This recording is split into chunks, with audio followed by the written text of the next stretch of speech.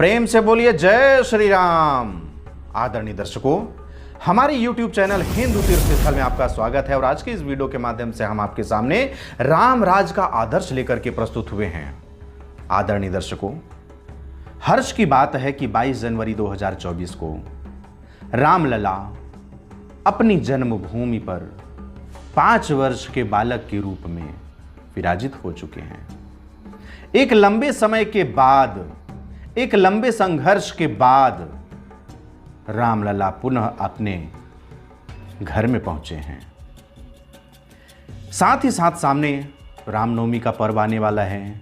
ऐसे में राम राज के आदर्शों, राम राज का क्या आदर्श था, इसके बारे में चर्चा होना आवश्यक है। प्राचीन समय से ही भगवान श्री राम का राज्य एक आदर्श राज्य के रूप में माना जाता है। धर्मशास्त्रों के अनुसार भी राजा और प्रजा का परस्पर प्रेम राष्ट्र की उन्नति का सर्वश्रेष्ठ लक्षण माना गया है। यह भी सत्य है कि जहां राजा प्रजा का दुख दर्द समझता है एवं प्रजा में रुचि रखता है, वहां प्रजा भी राजा से अत्यधिक प्रेम भाव रखती है। उस राज्य का तब अवश्य ही सर्वतोन्मुखी विकास होता है। वीरता, पराक्रम, पुरुषार्थ, ईमानदारी, परिश्रम, सौहार्द भाव, अधिक उत्पादन की योजना आदि की सफलता दोनों के परस्पर प्रेम और सहयोग पर निर्भर करती है।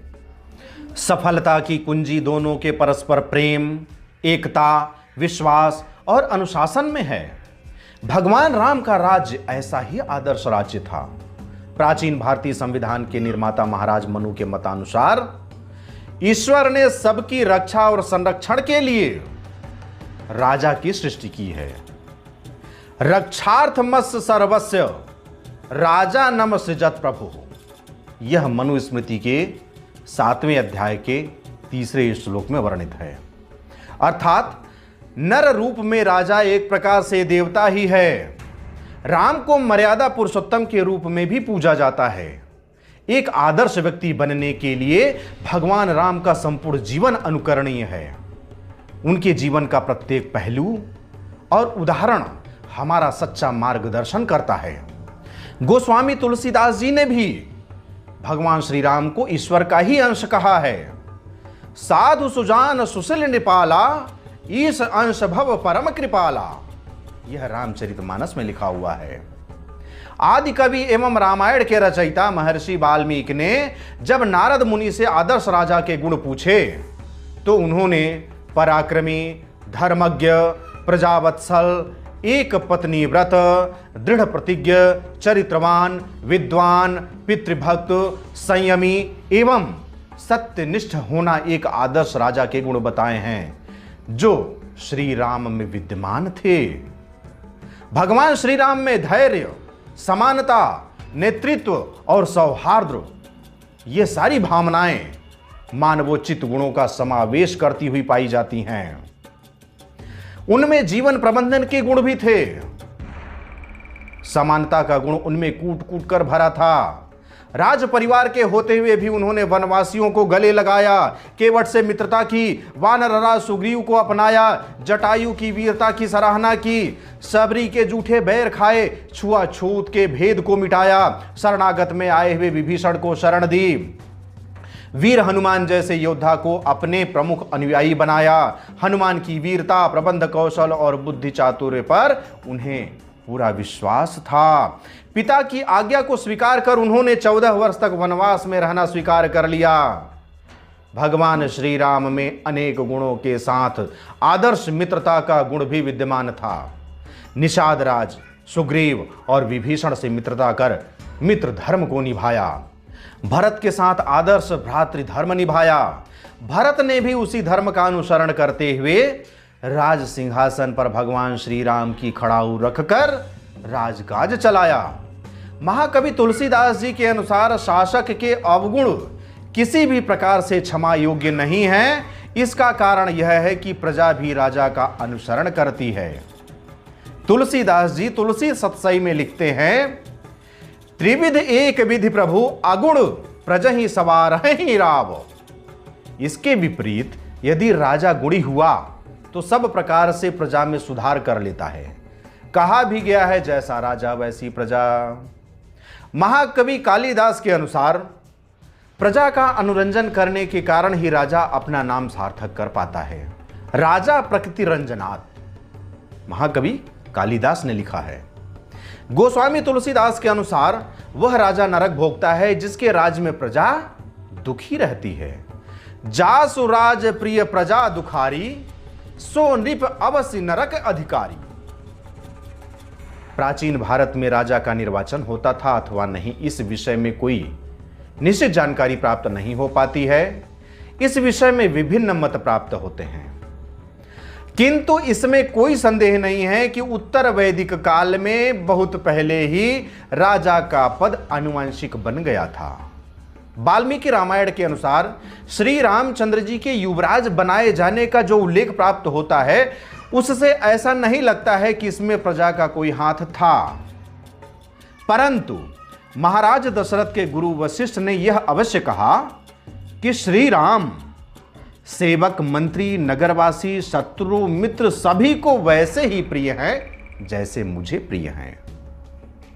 इससे यह साबित होता है कि श्री रामचंद्र जी सबके प्रिय थे, इसलिए उन्हें युवराज चुना गया था। आदर्श के संबंध में गोस्वामी तुलसीदास ने दोहावली में अच्छे विचार प्रकट किए हैं। दोहावली के 522वें श्लोक में लिखते हैं, मुखिया मुख सो चाहिए, खान पान कहूं एक, पालई पोसई सकल अंग तुलसी सहित विवेक। इस दोहे में राजा को मुख की तरह बताया गया है, जो खान पान में एक होते हुए भी सब अंगों का विवेक पूर्वक पालन पोषण करता है। दोहावली के ही 507वें श्लोक में यह कहा गया है, बरसत हर्षत लोग सब, करवत लखै न कोई, तुलसी प्रजा सुभागते, भूप भानु सो होई। इस दोहे में राजा की तुलना सूर्य से की गई है, जो अपनी किरणों से जल खींचता है, पर किसी को पता नहीं चलता कि जल कैसे और कब खींच लिया गया। किंतु वही जल जब वर्षा के रूप में धरती पर वापस लौटता है तो सभी उसे बरसता हुआ देखते हैं। कहने का अभिप्राय यह है कि अच्छा राजा प्रजा से कर के रूप में धन ग्रहण अवश्य करता है, किंतु वह इस तरह से वसूल करता है कि उसका भार प्रजा पर पड़ता हुआ दृष्टिगोचर नहीं होता। यदि होता है तो न्यूनतम होता है। उसी कर को वह ऐसे जन उपयोगी कार्य में लगाता है जिनके प्रत्यक्ष परिणामों से प्रजा सुखी हो उठती है।